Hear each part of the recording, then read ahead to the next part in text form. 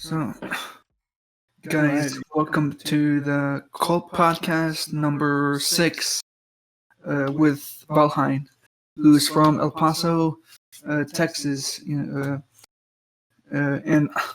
actually, I kind of took a look at your SoundCloud. It looks like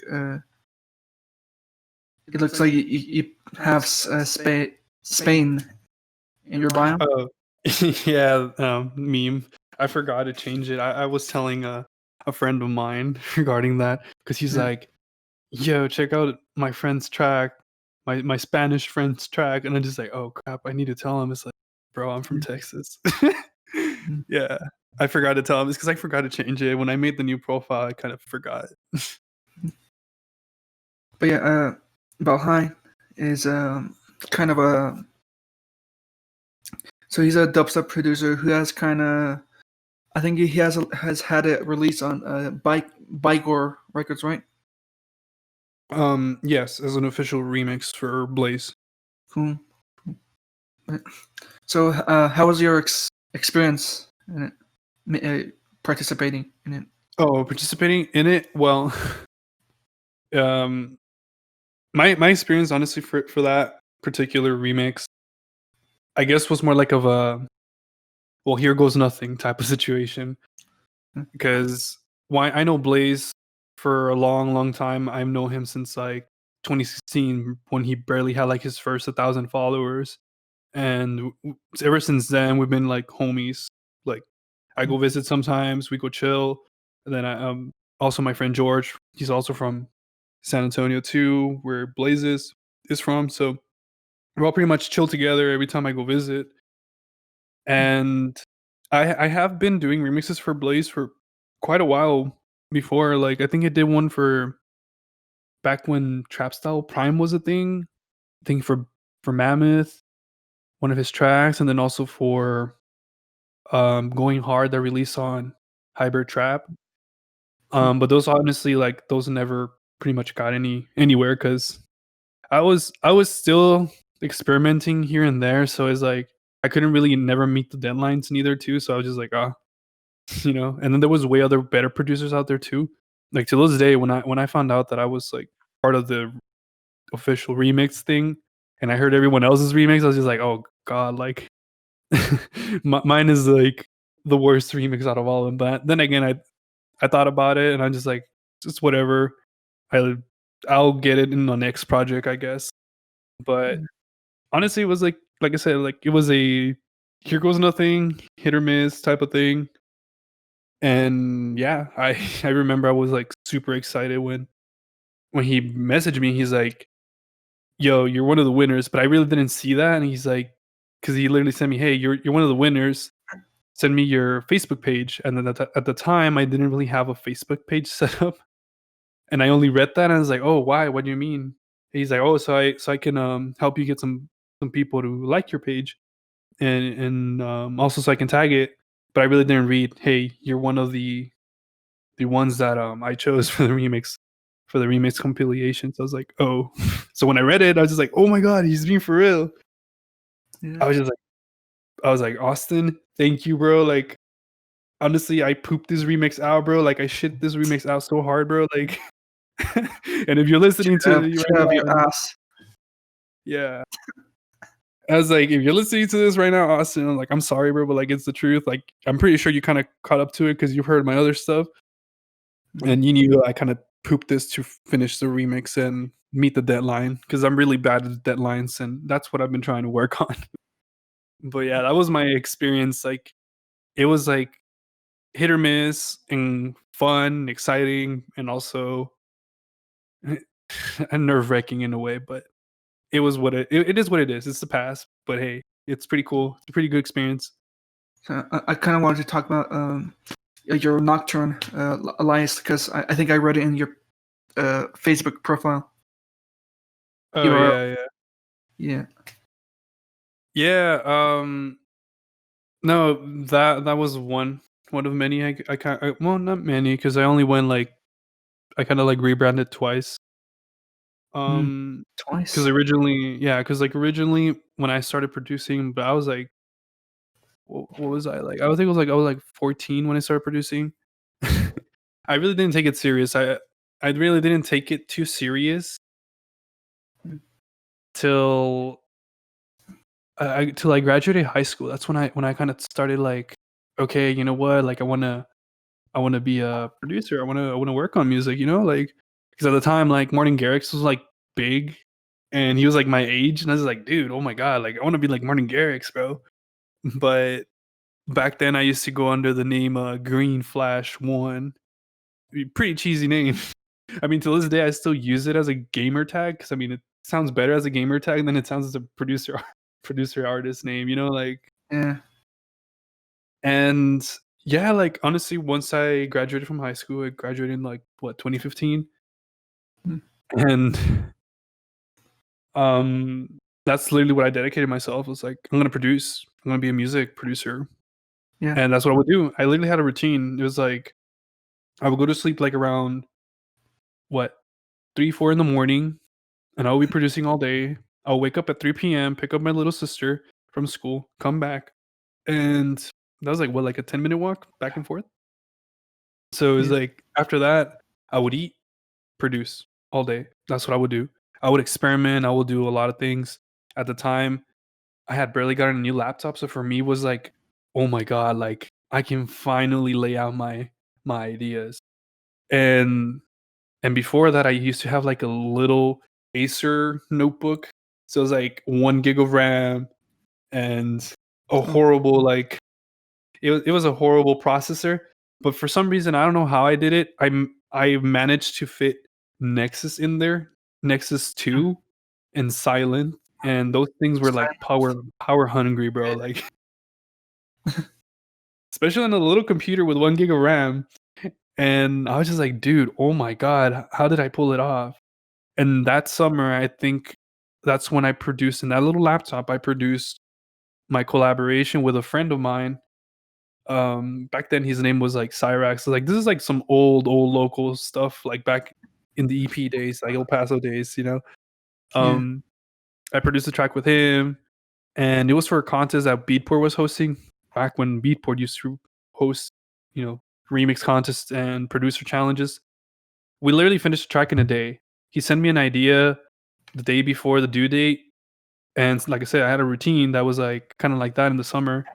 Well, I think I was at the time I was at school, but I think in spring break that's when I wrote it, and I finished it in a day. I literally what he sent me was literally nothing compared to what I what I did. I literally just twisted everything. I think I kept a few things here and there from him. I twisted the whole thing.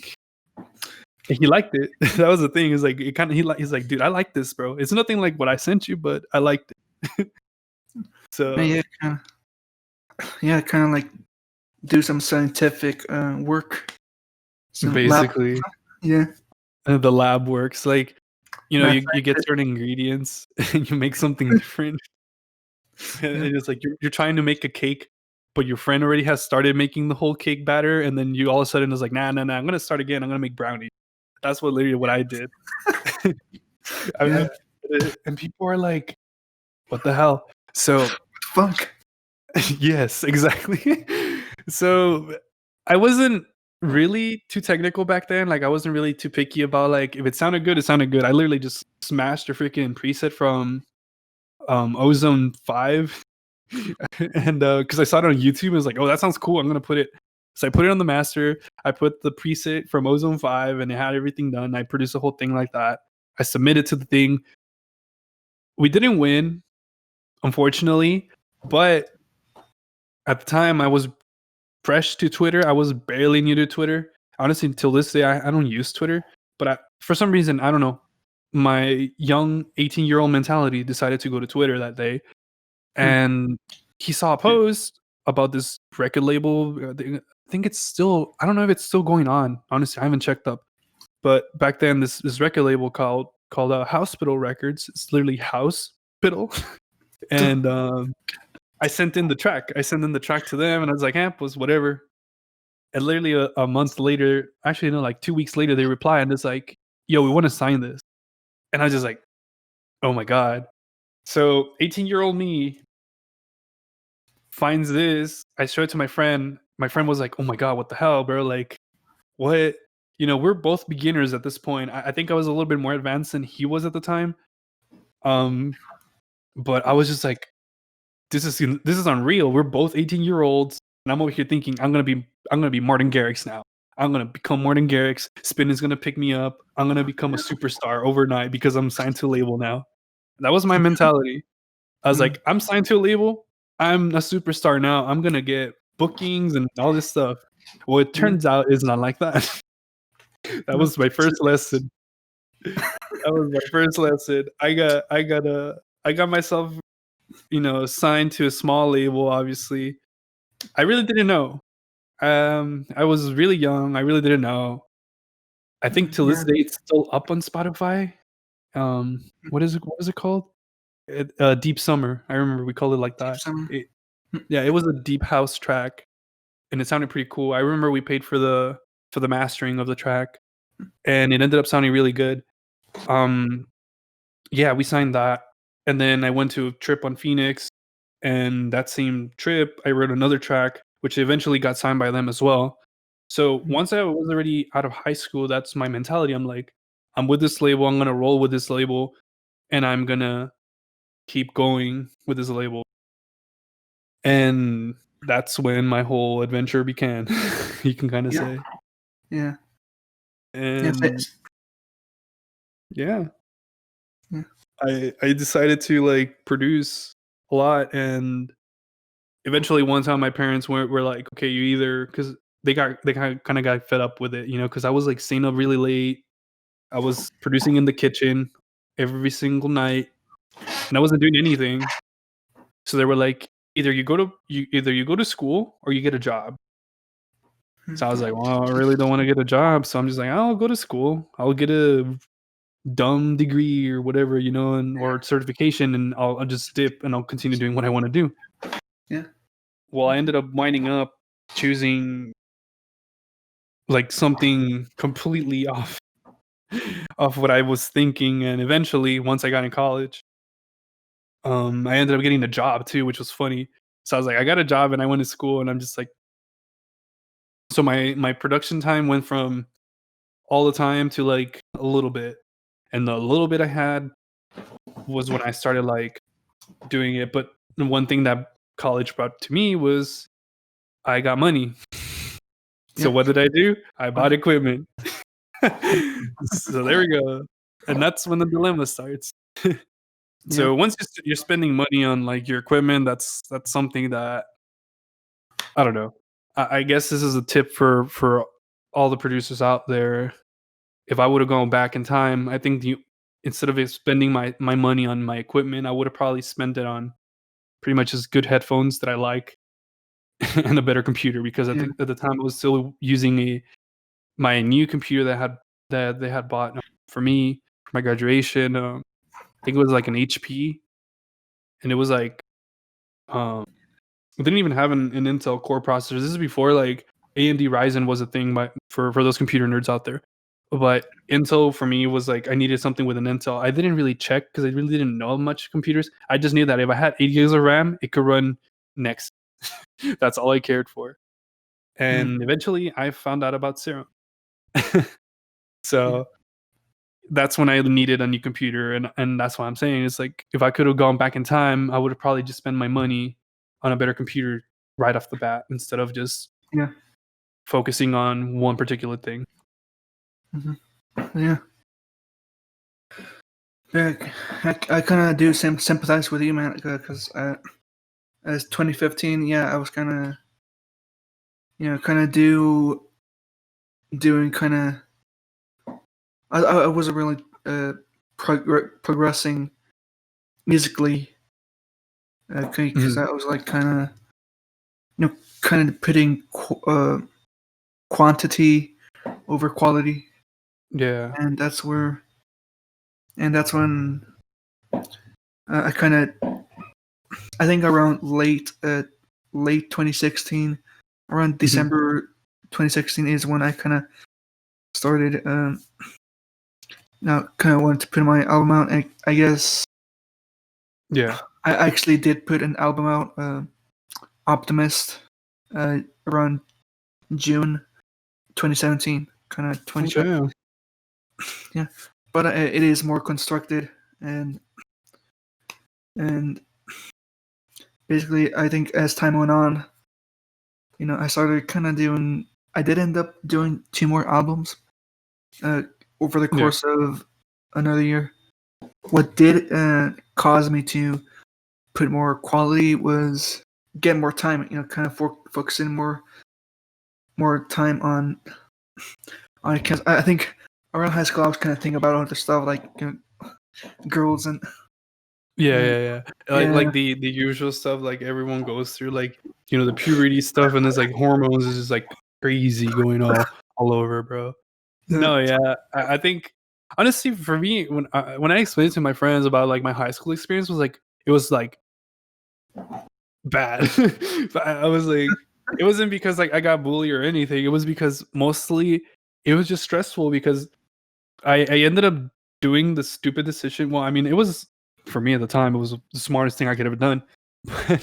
But I wanted to get ahead. I wanted to get ahead of everyone. So I was like, I'm gonna get college credit. So I'm gonna go to this magnet program because that's a thing here in El Paso. I don't know if it's out there, if it's a thing, but basically the magnet program, you basically get college credit for certain careers. So hey, what did I decide to do? I decided to go for engineering, and oh my god, oh my god, yeah, I really was like, whatever. And I remembered, honestly, I think that's when I started working more on like experimenting more with like music.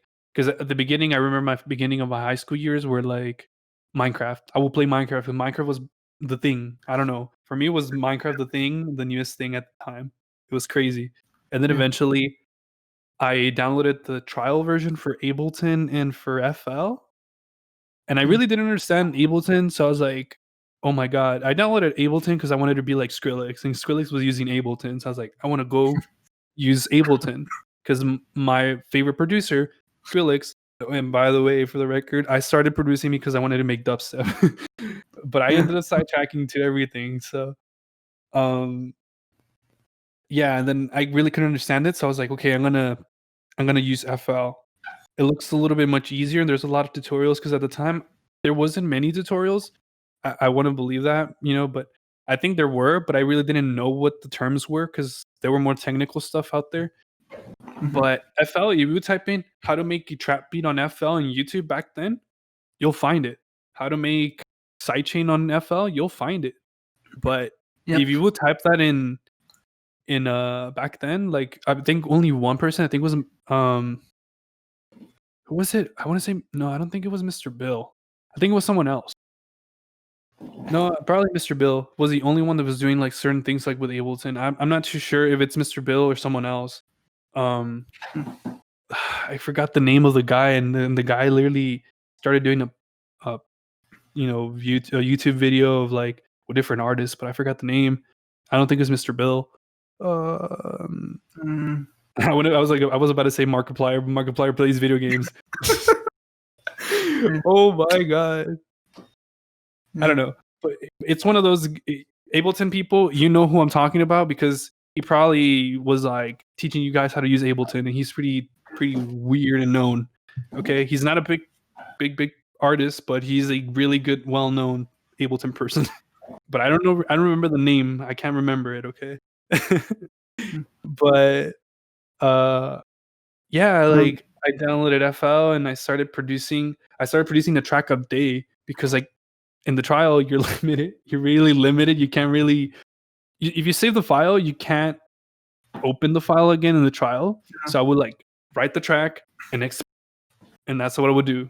And it was funny because I would make like the weirdest stuff ever. I still have record of that. Like I have the renders because I would upload it to SoundCloud back then. I don't know, man. Like it was just a weird stage for me. hmm, so like you just like make the kind of dope stuff and then just never return to the projects. Eventually, well, eventually, and I'm pretty sure everyone has been there. Um, Eventually, you find a way to get the full program. Now at this time, I own my own copy of FL, But at the time when I was like a kid, I mean, like, come on, like everyone probably had a cracked version of Silent and Serum, you know, like, and I'm pretty sure there's 1,000 people out there, and it's like, but you know, like, we do not condone piracy here. Like, you know, if you're doing that, it's on your own terms. But Yeah, your own terms. yeah, but yeah, back then when I was a kid, like, I I found a way to get the full version of FL11, and that's when I started going back to my old project, and I started learning new things. I think I still have a copy of like one track that I went back twice, and I called it the re-edit or something like that, or the remastered version, and it was all right. I mean, the mix sound was but hey, the idea was there, and I still sometimes go back to my old stuff because I keep it in a folder, and I go back and I show it to some people sometimes, like, even some of my students, I show them, and I'm just like, "Don't worry, bro, like, I was in your shoes before." And honestly, like, for me, my experience was, like, I guess, hard because at the time, I really didn't even have internet too, so every time I would YouTube something, I would YouTube it at the public library, and I would just pray and hope that I remember everything that I learned in that YouTube video when I got home. So, it was bad.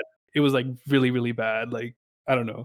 Other people were fortunate to have internet, I wasn't, and in school, that was my only way to use it, and also the library, but in school, Yeah, it was kind of hard because, like, they always kept monitoring you for using the internet for, like, other things that were not school. So, yeah, but hey, where there's a will, there's a way. yeah. Well, so like you can't, and like they keep track of your, the school people. They keep track of uh, your web searching or. Um, well, not really too much. Well, I mean, I'm pretty sure they do because you have to log in with your student ID number and then your password thingy. But the only times I had access to the computer, because I never straight up, I never stepped foot on the school library Mm. unless it was for like a test or for tutoring.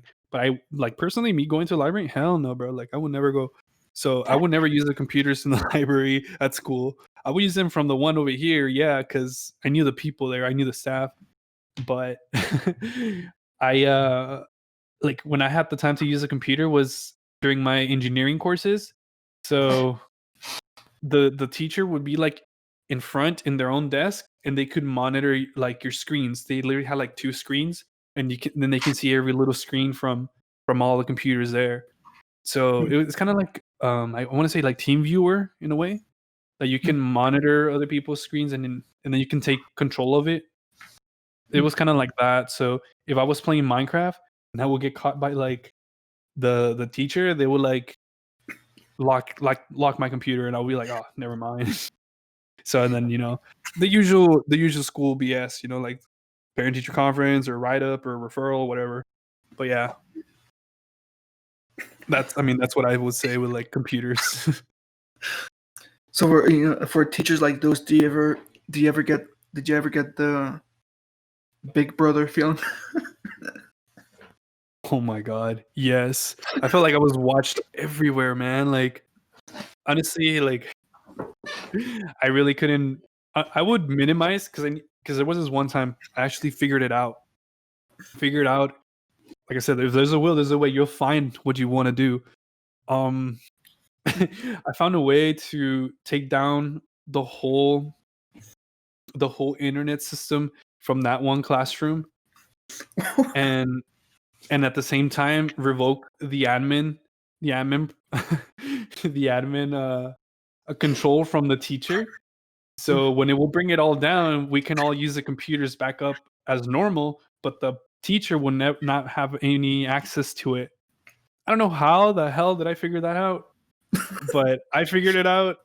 And for a whole week, they couldn't figure out what was wrong with it. So they ended up restarting the whole system because they didn't know what was going on. And we were all playing Minecraft the whole week because that's what I did. Like sometimes I will minimize the little Minecraft tab, and everyone will be playing. We will all be playing LAN and computers, and we'll be doing that. Eventually, the teacher gave up, and she was like, "Ah, you guys can play Minecraft." F it. You guys Yay. can learn engineering with Minecraft, Redstone, whatever. Roblox. Yeah, Roblox. She literally gave up. That was one way to bypass that. We made the teacher give up. She's like, yeah, you guys, whatever. You guys aren't gonna make it anyways. And I was like, well, we are. I hate Roblox. I hate Minecraft.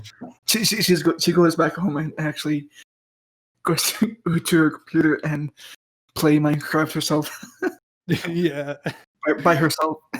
Oh my god. Man, like I remember those days. Like Minecraft was the only thing in my brain. Like that times, I would literally just like do my homework so quick in school during I don't know. I remember I think it's like speech or something, and I would go home and I would play Minecraft all day. That's what I would do.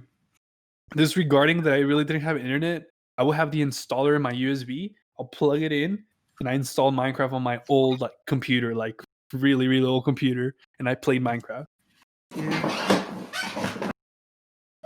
Yeah, that was the good old days. And I think I downloaded the installer for FL from like Sam's Club because at the time they wouldn't really monitor the downloads in Sam's Club. So I was like, oh, I'm gonna use the computer. I'm gonna download FL. I downloaded the FL. It was funny. I don't know, man. Like the struggles, man. The struggles back then. Oh man, good old times. I still remember it. It's just funny. I laugh at it sometimes, and I'm just like, damn, damn, man. Yeah. So speaking of, so now talking about your, so how did you come up with the Valhein, your alias name? Well, without me sidetracking this time, well, it went eventually from Green Flash to Nocturne, and I went from Green Flash to Nocturne because one, the label that I was releasing at the time, where the guy was like the main guy, was like, I don't really think Green Flash one, with literally the number one, it's a memorable or appealing name. And I was like, okay, I'll think about it.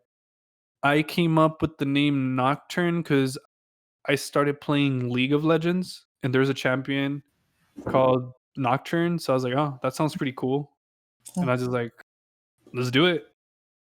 And I changed my name to Nocturne. And then eventually, I wasn't really releasing a lot of music under Nocturne too much. I think I released like a few tracks here and there. I think I released like one EP, like solo release EP, but I never sent anything out. I really didn't do anything that I used to do before, like send everything out to labels, even if it was like the worst track ever. I really didn't do that. But one day when I was I think I was with Nazar. I was at his house. Yeah. And we were there all chilling. It was Nazar, and then my friend Walter, and then my friend, I don't think Jerry was there. I don't think Uvalid was there. But it was Nazar for sure, and then my friend Walter. We were there chilling, and we were Googling, we were like just Googling things like, oh, let's see what comes up in our names. And it's like, it was funny, And then I went to SoundCloud, and I'm like, oh, well, you know what? Let me see if there's like, a producer out there. And I found out that there was a duo that was producing under Nocturne, and they had like, what, I think they had like 14K followers, and I was just like, oh my god, like, bro, what the hell?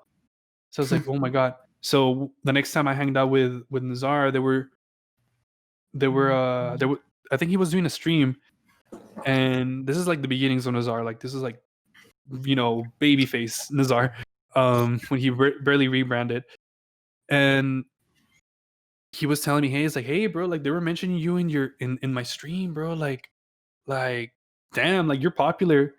And then I looked at the names and I was like, no, dude, like they were not mentioning me, bro. Like they were mentioning the duo.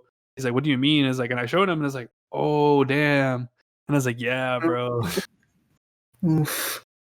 And I was like, and he told me, he's like, nah, just screw it, bro. Like do it. Like they're probably bot followers and they just make bass house. And I was like, yeah, F it. I'm gonna continue doing my thing. And yeah, I started releasing here and there, like some music and stuff. But I really wasn't, like I said, I wasn't really doing constant releases. So I really couldn't get my name out there. And then one time, I decided to check again their SoundCloud, and bam, official remix for Figure. And I'm just like, oh my god, that's it. I need to rebrand.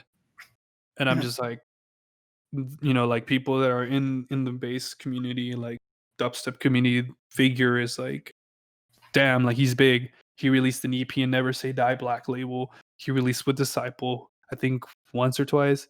And then I think it was a remix. I don't even remember. But just the fact that he released a whole EP and Never Say Die and had released there, I was just like, and for these people to be making an official remix for this legend, as a dubstep producer, I'm just like, yeah, I need to really take matters in my hands and change my name. So that's when I started meditating about it, and I started like coming up with names. And eventually I literally put my name. I put my name in a randomizer, and so it's like Victor A and then Herrera, and I'm just like put it in the randomizer. I'm not gonna say my middle name because I really hate my middle name. I really don't like it.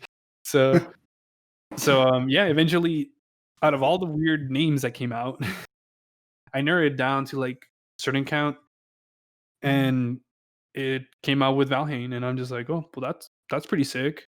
So I was like, all right, I'll stick with that. So I did my research ASAP, and I found out that the name is also in a character's name for some video game, and I just like, oh well, I mean, I've seen people name themselves like there was this producer called Wukong, and Wukong is literally like a character from like League of Legends, and all the other characters are literally named after that. It's like as long as they're not related, and I'm not doing anything that's same thing, as like I'm not interfering with any copyright. That so I was like, okay, so I'm pretty good. So I'm like, screw it, I'm gonna do it, and that's how I ended up being Valheim. And I think I released my last few tracks under Nocturne, like I want to say 2018. That's when I stopped like releasing under Nocturne. And yeah, like I said, pretty much screw it, and I went full on it, and now here we are. Yep. Yeah, sounds like Valheim sounds like a good kind of name. Kind of like kind of has a foreign vibe to it. Yeah, I pretty much I like how it sounds. Um, I don't know. I just like how it sounded, and I'm just like, hey, screw it. Yep. um, Literally, that's what came up to my mind, is like something that's pretty good, not dumb, and not that's and something that's not taken to, because I was like, I don't really want to have any problems with like, later on finding out there's another person under the same name and shit. Like I'm over here struggling again and reliving the same story, and I'm just like, whatever. So I was like, yeah, whatever, 6-6, and that's why I started releasing music under it as soon as I could. Mm-hmm. Do you have any favorite VSTs or plugins that you use? Man, so as of now, and this is as of now, like what I'm using, Serum, Fruity Granulizer, Yeah. and there was this other one that I use a lot. Oh, and Camel Crusher. Those are like my main three. Like I can download FL, start blank, but I have to have Serum or Fruity Granulizer and pretty much Camel Crusher, and I'll be good. Like that's all I will use. Like disregarding packs or anything like that, I will just use that straight up. Yeah, I actually do use granulizer too. Well, just recently this year, and it's pretty powerful plugin for kind of. Yeah, it's pretty crazy. Like I think I tried using Granulizer, Fruity Granulizer, like a while back, but I got it kind of intimidated because I really couldn't see what I was doing, and it was just like me hearing stuff.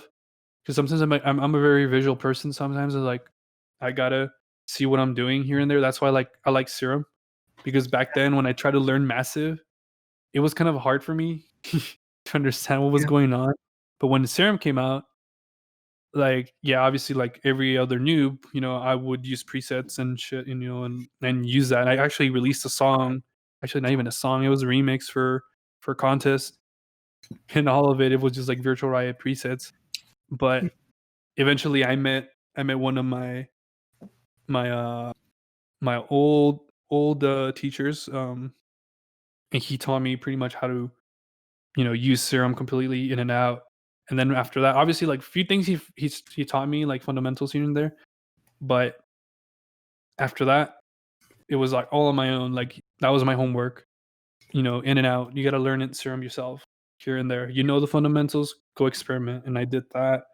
And then Fruity Granulizer, I try to use it. But like I said, I'm a visual person, so I was like, I really couldn't really see what I was doing. But eventually, now in the new update on FL, like you can see the sample, where you start, where you finish, and it's a pretty great tool. And I think for Ableton users, there's this plugin, and honestly, I love this plugin too. It's Grain Scan. It's the same thing as Fruity Granulizer, and it's pretty sick. And I'm just I started using it because it was pretty sick. Like I was like, I never seen something like this in Ableton. I'm pretty sure there was something like that, but like I said, I'm an FL user. I really don't keep up too much with Ableton, so I'm sorry if there's any Ableton people out there like hearing this, but like, hey, FL people problems. Yep, FL. Yeah, we're gonna FL gang right here. Yeah, FL gang, ride or die. And if you're not using if you're using Ableton, switch to FL, because I don't know what you're doing with your life. Like, switch to FL. We're way cooler people. We're cool people. Join us. Yeah, man. Yeah, man. Come on. You're not really with the cool kids, guys. If you're yeah, your life choices. Like, come on, peeps, join over here. Everyone uses FL. Come on. Yep. But yeah, like Fruity Granulizer, Serum, those are like my main two go synths. Well, synth and resampling tool. Pretty good. Pretty good.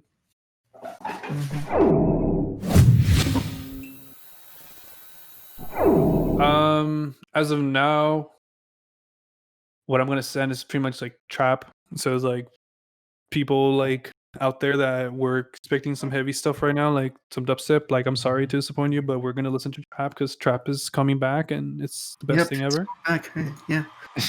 So if you're not caught up to the loop, you better stop doing your yoinks and screech noise underneath that 1/4 note. So you better start doing some trap.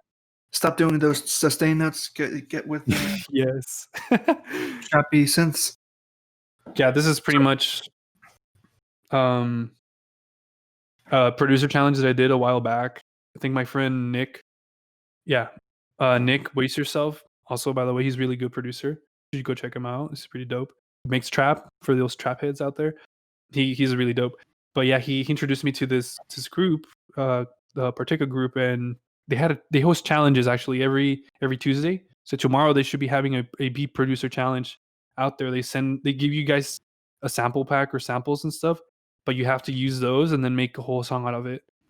And this one in particular was, they give us a sample pack of all of the artists that they have in that label, and we had to make out of it. And some samples were dumb, some samples were lit, but this is what I made out with what I had. And obviously I added pretty much some of my own designs, but I really wanted to keep it 100% like what I could make out of those samples to go in.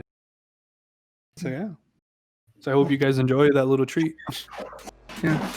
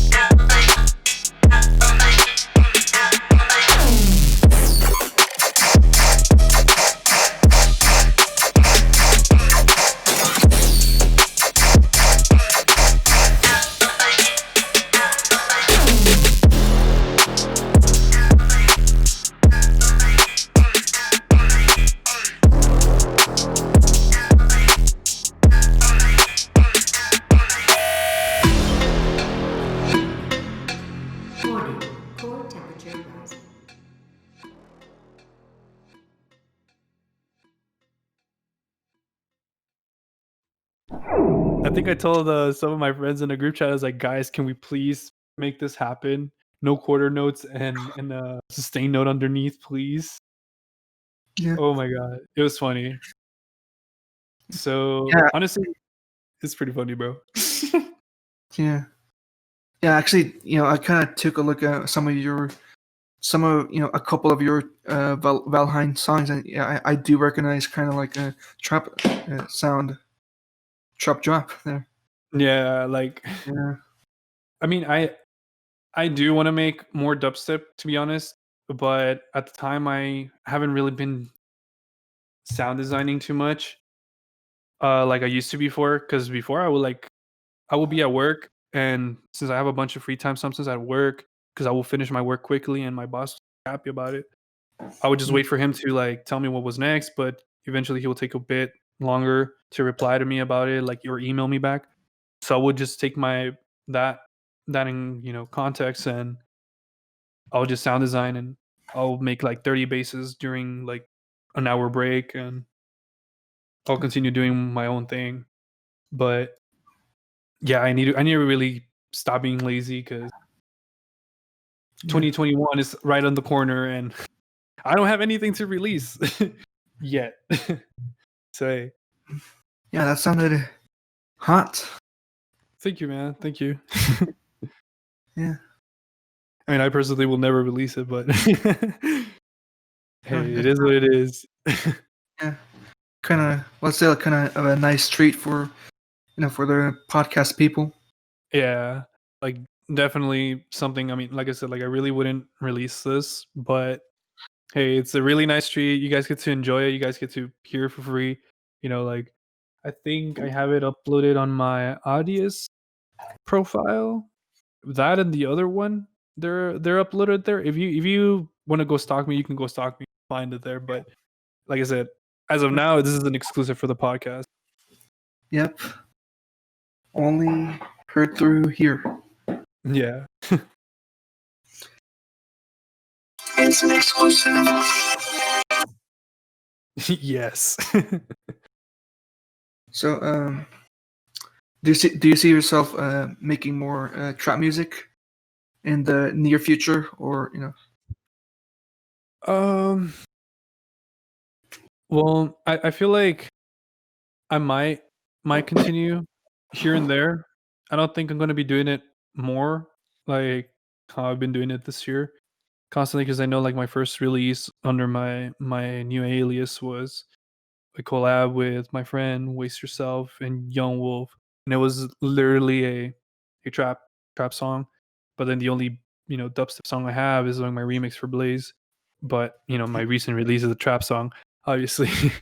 But I think I see myself like probably if I ever collab again back with like two friends and probably my little brother Matt. I'll probably do trap, but other than that, I really want to do focus like more on experimenting more with my sound design, and making some dubstep, and focus back to what I really wanted to do in the beginning, so I don't get too sidetracked and go into the trap rabbit hole you want to say.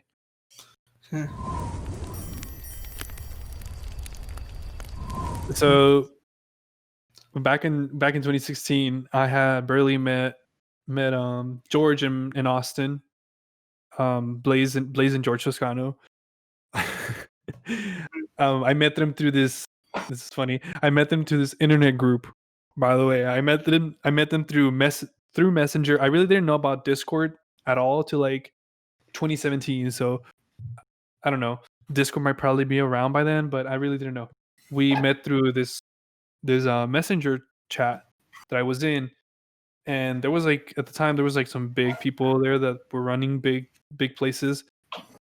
But I met George in Austin, and I did a collab with George. It was a bass house track. I was still going under Green Flash, but then eventually that same year I changed my name to Nocturne for the reasons I mentioned before. The label telling me it was Garbo basically for me to name myself Green Flash. So I eventually ended up getting George a gig with his collective because they had started a collective. So they're basically like, you know, back then we're like the up and coming. We want to call them like the up and coming, you know, underground producers. Yep. You know, so it was Blaize, George, who else? Mad Hatter. Um, there was other people, Steez, and all these other people were in this little collective that they had made. And yeah, I mean, like, respectively, they had what, you know, it take to be called, you know, an underground up and coming producer. You know, because they were getting support like by people back then, like by Kennedy Jones and all that stuff. One of them was signed to like Panda Funk, and one of the other ones was releasing in trap style. Back then, trap style, if you were in trap style, you were like the thing. And then yeah, like they were getting supports from big acts at the time. So I ended up hooking him up with a gig in this place called McAllen, Texas. Um Pretty much, you know, because I knew someone from there, and they knew someone that ran the, you know, the scene there, and they were like, yeah, bro, like for sure, like go, because I tried to book him here because I knew some people here. Like I tried to get him with one of the people that I used to promote for. I wanted to get them there, and he gave me the email, and I gave him the email to George, and George pretty much said that they never replied or never responded. So I was like, okay. He's like, you know what? I know one person. It's nearby. You know, it's not that. It's still in Texas. So let me get you a hookup. And yeah, they eventually said, yeah, let's do it. Yeah. So George ended up hooking me up with my first out of town gig. So I ended up traveling to McAllen. Oh, and that's when I met my first quote unquote manager. Which Yeah. at the time I was just like I said, I was young, really didn't know. Yeah. And Sure. I really couldn't go. I really couldn't go to the show that they were throwing because it got postponed. The first show got postponed because for some reason I don't remember, and they postponed it to another day, which was like a Halloween event type of thing. I mean, at the time I was already my third semester in college. So, you know, if you're in college, you're broke, dude. You're like broke unless your parents give you money. But hey, half of the students in college are broke. We're broke college life, bro. So I was like, bro, like, because the guy was like telling me, he was really insisting. He's like, yo, dude, you need to show up, man. Like, you need to come. You need to come to the show. Blah blah blah blah blah, et cetera, et cetera, et cetera. And I was like telling him, I was like, dude, like, I can't. Like, at this point, I'm like, I can't. One, I'm 19. I'm 19. What is a 19-year-old gonna do and travel all the way over there? On top of that, my parents were like, on top of me, you know, like you got those parents that are like on top of your business sometimes, and they're like, they want to know where you're going, who you're going with. They want the contact numbers of everyone and their parents and their mom from those people, blah blah blah. So for me, those kind of chances were very slim, and I kind of brought that to myself because like I really wasn't. I wasn't at the time. I wasn't really hanging out with anyone else, and they really haven't met any of my friends. So Yeah. when this guy was telling me, he's like, you gotta come to McAllen, Texas, and you gotta show up to the show, blah blah blah blah blah, et cetera, et cetera. You know, like you're one of the artists lineup, et cetera. And I was like, yeah, bro, but like I really can't. Like I'm just like I can't. I really can't. Like I'm tight. I'm tight with budget too, and so on and so forth. Well, damn. I don't know what I kind of said. Like, you know what? Screw it. I'm gonna go. So I made up a whole story and told my parents that I was going to Dallas and I was gonna go visit a friend of mine. His name is Lawrence. Blah blah blah. I haven't seen him in a while, so he invited me to his house, etc. etc. My parents weren't a big fan of it, so I was like, I don't care. I already bought the ticket, so I'm gonna go. And yeah, I ended up going to San Antonio because I told George, "Hey, bro, is it cool if I crash with you? Because you know we're still going to the same place. We're going to the show, and then after that, like once the show is over, I go back home. You know, it's like a weekend thing.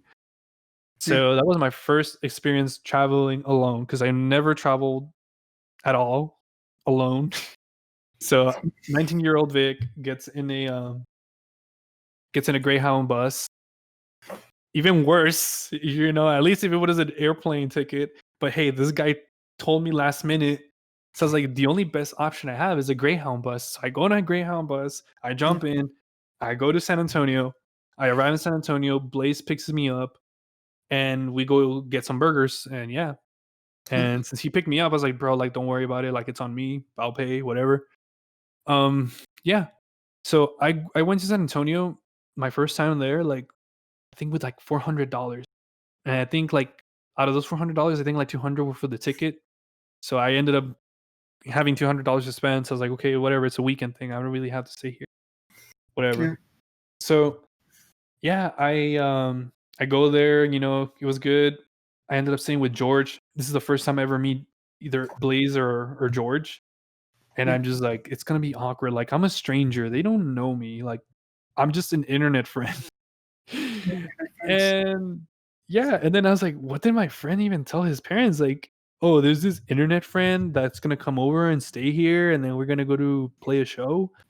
Because at this time, like, George is the same age as I am, and I'm just like, both 19-year-olds telling is like, hey man, my internet friend is coming home. Like, that's kind of weird. I don't know. It's like, it's just weird. So yeah, I show up. George is showing me all his unreleased music. And honestly, bro, like, I was so tired. I was falling asleep in the chair that when we were like listening to his stuff.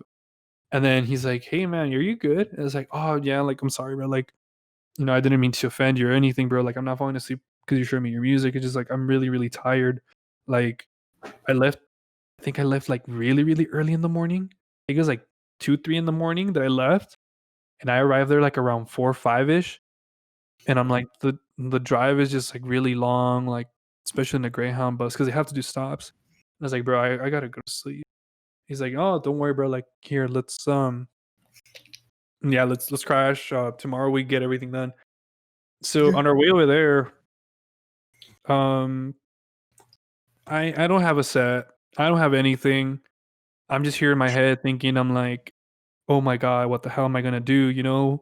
Like, damn it. So you see me literally right before I even play, I'm inside the car with George. Oh, because there's this place was not even a venue. We thought it was gonna be a venue. No, bro. No. This place was a house. This was on a backyard of a house. So we were like, oh my god, what is going on? And I was like, whatever. I'm just gonna be producing. Like, I'm gonna be producing some playlists real quick, and I'm gonna like, see what I have in my laptop, because I already had played some gigs before. Because I think in that same year, I actually played in the Coliseum here in El Paso. I opened up for Hero Bust, and I had like a few things here and there. Oh my god, bro! I just said, "F it, I'm gonna reuse the same playlist. No one that I know is here. I'm just gonna reuse it. Screw it."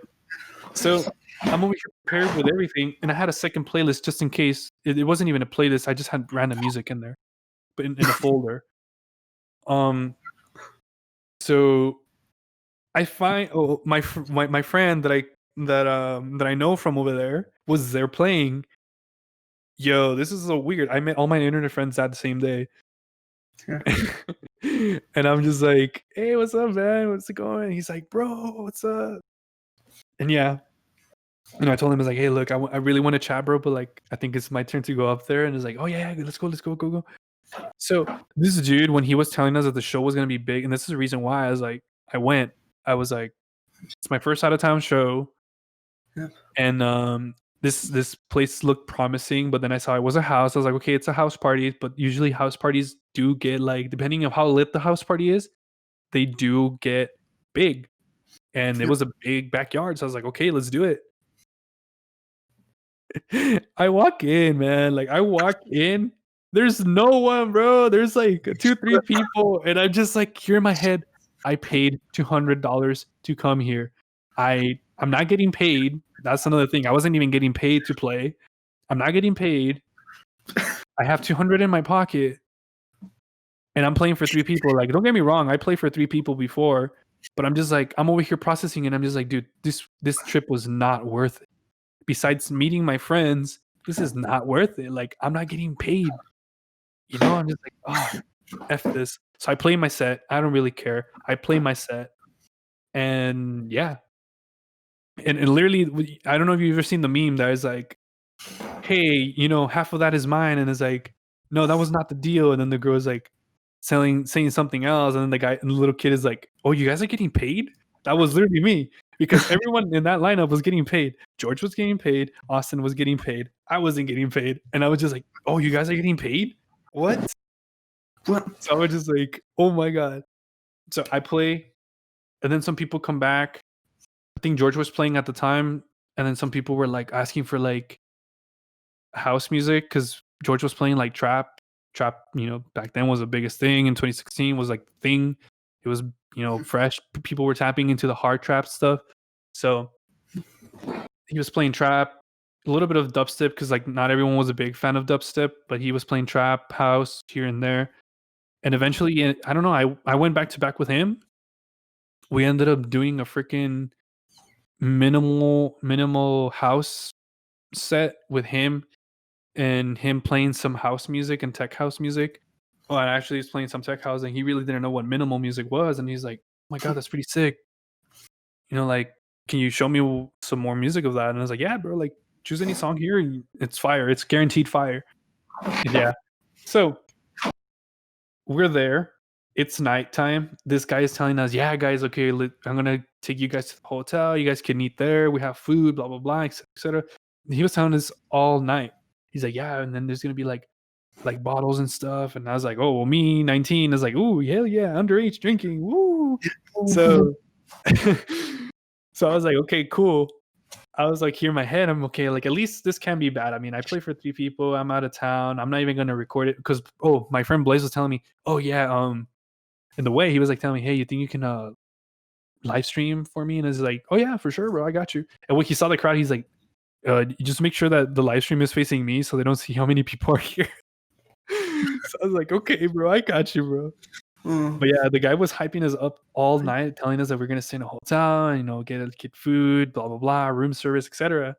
So yeah, we're cool. So when we leave, we arrive, because we followed him. He's like, yeah, just follow me, and we'll go where you guys are gonna be staying. Cool. So we follow him, Yeah. and we ended up in some random neighborhood. I mean, for me, it was already random because I really never been there. And I'm just like, what are we doing here? And it's like, oh, maybe he's picking up some stuff, and he's gonna, take us to the hotel, or he's switching cars. I don't know, whatever. He's gonna take us in a SUV or whatever. Yeah. But no. No. No. So if you thought if you thought house party was even like bad, me not getting paid was bad, this was even worse. We ended up in some house, some random ass house that we're staying there. Oh, and to top it off, we're literally there outside the house, and the guy's telling us, guys, you gotta be quiet because the mom of my friend is sleeping. Like, holy shit, we're breaking and entering here, like, and she doesn't even know we're here. Like, oh my god, what are we doing here? So the guy lets us in. And I was like, okay, it can't be that bad. It can't be that bad. Let's see the positive side of it. I'm like here thinking positive thoughts, positive. Hell no. We ended up in a room that literally had a freaking twin bed. And the guy literally gave us the mattress, put it on the floor. Blaize and George slept on the freaking mattress. I slept on a freaking chair. He slept on the bed frame with his girlfriend. Oh, and there was no bottles, there was no food, and that's it. We kind of had to suck it up, and we slept there. And I'm just like, Jesus Christ. All right. So it can't get worse, right? It can't really get worse. Well, it turns out I wake up in the morning, this dude is not there. This quote unquote, my manager wasn't even there. His girlfriend is gone, and it's only George, Blaize, and myself in the room. George had to pee really, really bad, but he couldn't go outside because the mom is already awake and she's cleaning, bro. She's cleaning, and the restroom is literally right there, so he can't get out. So I was like, F this. Let's get out of here. We busted through the window and we got out. So she didn't know the whole time. I didn't. Yeah, the whole time this lady, and I'm sorry, ma'am, because your son is a bad son, but she didn't know we were there at all. So we couldn't even get out of the get out to the restroom. And it was like, what if she sees us and she's gonna be like, what the hell? And we were even more scared. It was like, what if this lady comes in this room to clean Yeah. And she sees 3 dudes that she doesn't even know who they are in her house. Like, we're getting arrested for sure. So that's when I told George, let's bust through the window, bro. Screw it. We busted through the window. We left. We were like a freaking, like, I think it was like two blocks away. And then George is like telling us about we're gonna go eat sushi and stuff. I really don't like fish, so I was like, oh well, whatever. It's gonna be a trying experience for me. And then he stops. He's like, oh my god. And I was like, what? He's like, dude, my wallet. I left it over there. Oh hell no. We go back. We go back. He has to bust in through the window, make sure that the lady doesn't even see him. Oh, and on top of that, this lady had a dog, but the dog wasn't there. He goes through the window, gets his wallet, let's get out of here. And we left. This guy that we've been trying to contact for the whole morning, my quote unquote manager at the time, I was just like, bro, where you at? Where you at? Where you at? He didn't reply to us. So I told him, hey, we're on our way to go eat sushi. You want to come? He's like, oh yeah. I'll meet you guys over there. And I was just like, really, dude? Really? And that's when we didn't even tell him where we left. Oh, we arrived to San Antonio. And that's when George tells me, he's like, fool didn't even pay me, bro. And I'm just like, damn. And I was like, dude, if you think that's bad, bro, he made me come over here, pay out of my own pocket, and I didn't even get paid to play. And he's like, oh, dude, I feel so bad for you. I'm sorry, man. Like, la la la. This and this. And I was like, nah, don't worry about it. Like, I'm even more sorry that I hooked you up with some dude that I didn't really know who it was. And I'm pretty sure I hoped he kept his end of his bargain, and he really didn't. So I arrived here back home. This dude messages me, my quote unquote manager messages me, and he's like, hey man, sorry about that, blah blah blah, apologies here and there. And then he's like, hey, you think I can borrow $100? I'll pay you back tomorrow. The hell? And I was like, I told him, I was like, bro, I don't have money. I literally spent everything I had on this trip. I'm sorry. So he's like, okay, all right, man, thank you. And that's when I texted George. George, has he paid you your money? No. And I was like, how much was he trying to pay you? $100. Bro, look at this. And I sent a screenshot and I was like, this dude just literally trying to ask me for $100 that he owes you. Like, I'm like, what the hell is going on? I'm just like, you know what? Screw this, bro. And that's when I told him, hey, bro, I don't think I can fit in the management anymore. Like, I don't feel like I have anything to offer at this time. Like, I haven't released anything. I haven't released any music under Nocturne and anything like that. So hopefully I'll come back when when I have something to release or something to offer to the industry with you. He's like, oh, like, no, man, like, it's so good, blah, blah, blah. No. Like, I'm sorry, man. Like, like, I really can't do this, et cetera, et cetera. And yeah, that's when I ended the whole thing. I was like, you're no longer my manager, bro. Boom. And that's it. He kind of like literally just vanished out of my life. And I was like, all right, cool. And I removed it from my page. I removed it from everything. And I'm just like, I'm never doing anything like that. So moral of the story, yes, it's cool to have your first gig out of town. Make sure it's legit. And second of all, do not fall for any management that's your first management. There's always something better. So make your research, do your research, and then accept. Don't do anything. Thank God I didn't write any written contract or anything like that, because holy crap, I would have been so screwed. But hey, you live and you learn. Yeah. Yeah, that dude's mom really that dude's mom really needs to give his son the spank. For real. He needs to get the chancla too. I was like, honestly. Yep. And then I think this leads to my second funny story, because later on, like months after that incident, people started calling him out straight up. Bilo started to call him out. I think AB the Thief started calling him out. I think a bunch of other people started calling him out, like big people that were up and coming at the time.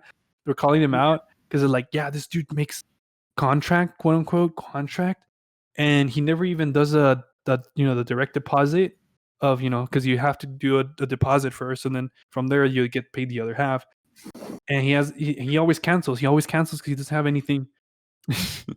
Oh man, like that has to be the funniest karma story ever, because everyone called him out so hard that he just literally blocked Facebook. He's no longer active on his Facebook profiles. Straight up. It is what it is, man. Like there's some shady people out there that will try to scam you or take advantage of you because you're trying to, you're hungry, you're young, you want to you want to be out there as a music talent, as a producer, as a as an artist itself, and they'll try to pretty much make you. And I think that's the reason why I actually stopped doing shows as well locally, because I'm not going to mention any names or anything like that, but like there's people out there that are like just hungry overall, and they either want to base it off you sacrificing a lot of your own time to like do their work. And then on top of that, you only get like, yeah, it's cool to have a slot once in a while, but then again, it's like it gets to a point that you're doing that so much often that nearly it's just like you're selling yourself for an opening slot, and eventually if you're already doing this a lot, like you're opening up a lot, like it gets to the point that how come I have to do all this stuff just for an opening slot? Like why can't I just get a direct support act? And there is this there's this one company here locally that I love to death, because I love the way that they used to work, and they still work. I think I don't know if I hopefully they come back, but they used to organize Sun City here, the music festival here. Um and literally, like, I remember the beginnings of when my friends were trying to get their gigs. Obviously they had to go through voting polls, which was hell. But eventually, once they won twice those contests, they ended up getting, hey man, you wanna play direct support for Dylan Francis, or hey, you wanna play direct support, and that's how I actually ended up playing a slot as a direct support with them back to back, as for Kennedy Jones, the same thing. But because they already know you kind of already put in the work, having people vote for you. But then there's other people on the other side that they're like, depending on how many tickets you sell, you get a slot. Depending how much you sacrifice yourself, and you have to be branded to that brand, depends on if you get the opening slot. Maybe the side stage if you want, but and I'm just like, it's either you put in money for it or you don't, and it's just like I feel like that's always what the shady part of some of the industry is. And it's not only here, it's everywhere else, because I know friends from out of town. And honestly, that's what I can say. Because in 2016, maybe I wasn't releasing much music, but I was meeting people and connecting and networking, and that's another thing. Connect with other people outside of your local city, because you never know, they might be facing a similar story that makes you open up your mind and be like, it's not only here, it's everywhere. Because it's easy to blame your local city, like, oh, just for example, oh, El Paso ain't shit, there's no opportunities here, blah blah blah blah blah. But then again, you go anywhere else and you feel like you're welcome and stuff. But then you start seeing that it's the same pattern. Then you're gonna be like, then the city's not the problem. It's just the people, and there's always people like that everywhere. Yeah. And then that guy in the story, it's basically the same example. They'll try to take advantage of younger producers. One like me, I didn't get paid at all. Like I said, because I was like, damn, no one that I know from here has gone out of town to play a show, and I was basically gonna be one of the first ones to do that without being known, to be honest. Yeah. But yeah, it's crazy. It's crazy out there, man. Yeah. Well, I actually had like a similar experience with what I guess was I guess it's kind of is this event organization company back when I used to live in near the San Jose, California. Yeah. Yeah, it was like, I guess they kind of hit me up for a show, or they contacted me. Actually, one of the representatives in the Bay Area of the event organization kind of contacted me through SoundCloud, and I don't know if they're really scammers, but I mean, I do know that they contacted they took a look at my music, and then they said, hey, why don't you play this show? And Yeah. And it kind of booked me for a kind of booked me over in a it was in a bar in San Jose that was kind of that when I went when I went there, it was kind of turned Yeah. out to be kind of like a restaurant bar. Oh With, yeah. One of those. yeah. Yeah, I've been in that situation too. Like, I was like, let's make out of it something, you know. But yeah. Well, the thing is, I didn't really. I ended up canceling it just because I mean, in the end, they kind of cheap. No, yeah. It was kind of they were kind of like because it wasn't just me. It was like they kind for this one night they kind of contracted other people like not just EDM like there was Mhm. kind of a rapper for the night and then No, yeah. there was like a couple I think 4 of us or 5 of us, but I think somehow they kept on postponing it in my set up until Yeah. like midnight or just because I don't because I do know I guess kind of they noticed that I wasn't like I don't I really don't know. Like a bigger act, you can kind of say like for them to know or something like that. Yeah, I guess kind of Yeah. I guess No, they no, really yeah. have never I so had similar experiences like that. Not like in that kind of situation, but like seen it firsthand in a friend's show. Actually, I'm not gonna say what show it was, but I'm just gonna say like it was a show my friend Nazar did, and this is before he released on Never Say Die. He did a show, and I'm not gonna say the person's name either.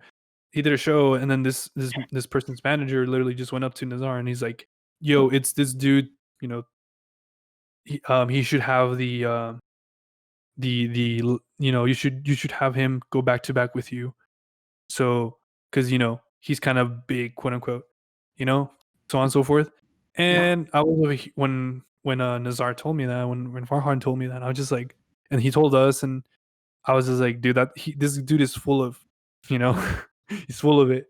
And he's like, yeah, man, but like, hey, what can I do? And literally, what Nazar was like, nah, like, he already had his turn to play, bro. Like, you know, and then literally what the guy ended up doing, this manager guy, it wasn't even the artist himself, it was a manager. He's like, he told everyone that was there to support, quote unquote, the guy to leave. And he started kicking out people, and he literally left us with like few people in the place. Which, by the way, and literally Nazar made the whole event possible because it was his show. He organized it. He threw the event, and I'm just like, that's kind of a dick move yeah to like, you know, be full of yourself to like try to do that. And I seen it happen with other people that, like I said, with my friends too. They would literally they literally beat this other person in a contest. Obviously the contest was like top 3 people get a slot. So obviously whoever's in first, you know, gets slot before the main act. You know, the second person gets, you know, like below them and so on. You know, it's general, it's common sense. Well, this guy that was in third place, for some reason out of nowhere, he skipped second and first place, which my friends were the ones who ended up in first place.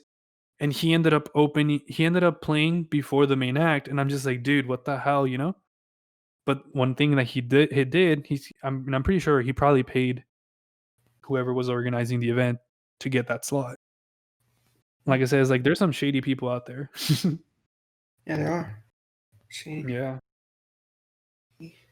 And they'll give you excuses too. Like they will never tell you what's going on under the table, and they'll give you excuses. And that's what happened to my friends. They never told him what happened under the table. That they postponed their set to be like 2 sets before the actual artist. So there ended up being 4 people playing before the artist. So they were like the second, the second to last kind of in a way. So it was kind of shady too. too many shades. For real, they can't handle the heat, bro. That's for real. Yeah, well, that's how the business goes. So I think we did a good amount of time here talking. Yeah, definitely. Yeah. A little insight here and there for like what goes on, I guess. So like a little taste of the industry in a way. Yeah, I taste that. So, But yeah. do you have anything to say?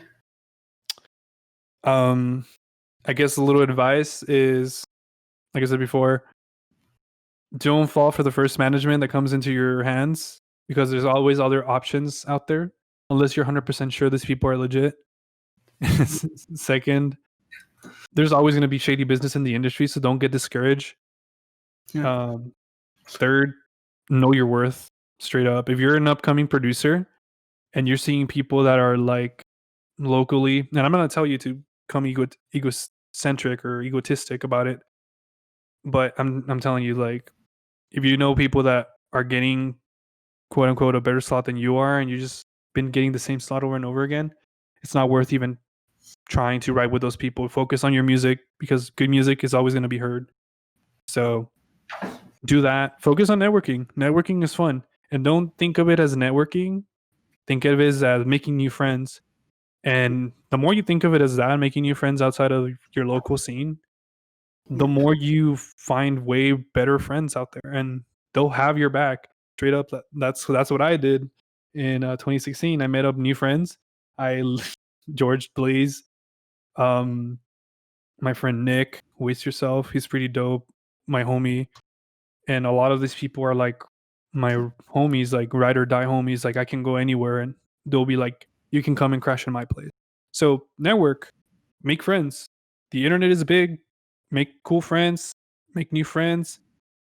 You know, and the more you do that, the more you end up opening yourself into new territories. Don't think small, think big. And yeah, like you never know. You might become the next up and comer and having all these friends help you out because honestly that's what it comes to.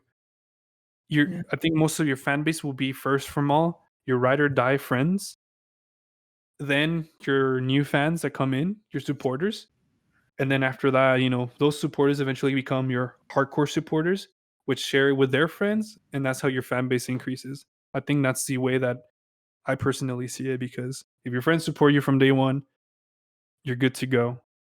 And make producer friends. They will tell you straight up what's wrong with your music or what's up. You know?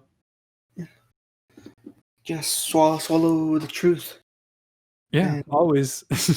always get. It's gonna suck. It's gonna suck if they tell you suck, but hey, you can keep improving and they'll tell you with their full heart on like you can do this and they'll help you, you know? But Yeah, hey. sure. Yeah, sound like good advice I would take, to be honest. Yeah. That's literally what I tell my friends, my students too, that I have here and there. I tell them it's just like the more you focus on increasing numbers, yeah, you'll get numbers, but how much of that, how many of those actual numbers are, you know, your true fans, you know? So, and on top of that is just like make friends. Yeah, Making friends takes you way further than just networking because I mean, I've seen interviews from other artists like, what was it? I think it was Excision. Excision was like, yeah, we had this circle of artists and we all ended up becoming big. And the same thing with who was it? I think it was Sudden Death. Sudden Death was other producers he was already friends with, and all yeah, of them came up. Crazy. Same thing with one of my personal inspirations, Samplifier and Ivory. Those two are like ride or die homies, and E Craze and Graphite, and all of them are now big producers, like really, really well established producers. You know, it's crazy. yeah. Friends bring everyone up. Yep. Friends make everything better. Friends make everything better. Yes. But yeah, explore new horizons. That's all I can say to everyone. Explore new horizons. You'll find your own clique of friends, and it'll be fun. Kult podcast viewers, producers, take inspiration from Valhein. Yeah, guys. So into the old me, and don't forget to slap like 50 OTTs on your master chain. They will make everything better. Yep. Double them just to make sure. Yeah, just to make sure. Just to make sure you're doing it right. And a sound goodizer, if you're an FL, slap like 50 of them too. Yeah, sound You can good. never have enough. But yeah. So thanks for tuning in, guys, to Kult podcast number 6 with Valhein. We hope you enjoyed this podcast. We hope you enjoyed this podcast. And this melodic stuff is really cool. And I might use this for future podcast episodes. Who knows? But yeah, that's